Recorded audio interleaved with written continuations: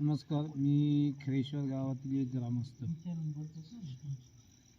आमच्या खरेश्वर गावामधील पुरातत्वीय नागेश्वर मंदिर या ठिकाणी जाणारा जो काय नागेश्वर वाडी आणि खरेश्वर मोठी वाडी या गावाकडून जो काय नागेश्वराकडे जाणारा रस्ता आहे, हा रस्ता 2013 पासून आमच्याच गावातील श्री देवराम धोंडू पवार यांचे कुटुंब तो महाशिवरात्रीच्या अगोदर अडवत असतो आणि त्याच्यावर वेळोवेळी आम्ही ग्रामस्थांनी सरपंच ग्रामपंचायतीच्या माध्यमातून पोलीस डिपार्टमेंट असेल, इरिगेशन खातं असेल, महसूल खातं असेल यांना वेळोवेळी पत्र व्यवहार करून तरीही त्याच्यावर अजूनही कोणताही तोडगा निघालेला नाही.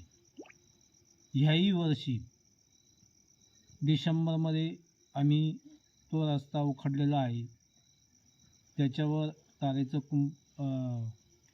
जाळीचं कुंपण, काटेरी कुंपण टाकलेलं आहे आणि सर्व ग्रामस्थांना तो जाण्यापासून बंदिस्त केलेला आहे. आणि आम्ही 15 डिसेंबरमध्येच इरिगेशन खातं असेल, पोलीस स्टेशन असेल, महसूल खाते असेल यांना ग्रामपंचायती थ्रू ग्रामसभेचा ठराव घेऊन पत्रव्यवहार केलेला आहे. आणि त्या पत्रव्यवहाराच्या अनुषंगाने आज इरिगेशन खातं, महसूल खात्याचे काय म्हणतात सर्कल भाऊसाहेब, तलाठी मॅडम हे आले होते आणि पोलीस डिपार्टमेंटची लोकं होती. परंतु त्याच्यावर कोणताही निर्णय, ज्या व्यक्तीनं तो रस्ता अडवलेला आहे ती व्यक्ती होत्या, गावकरी होते, सरपंच होते, पोलीस पाटील होते, तंटामुक्तीचे अध्यक्ष होते, यांनी तो सोडवण्याचा प्रयत्न केला. परंतु इरिगेशन खातं किंवा महसूल खातं आणि पोलीस डिपार्टमेंटने त्याच्यावर कोणताही निर्णय घेण्यात आलेला नाही. तो पूर्णतः बुडी क्षेत्रातील पाटबंधारे विभागाच्या अंतर्गत हा प्रश्न असून त्यांनी कोणत्याही प्रकारे महसूल खातं किंवा त्यांनी कोणतीही कारवाई केलेली नाही.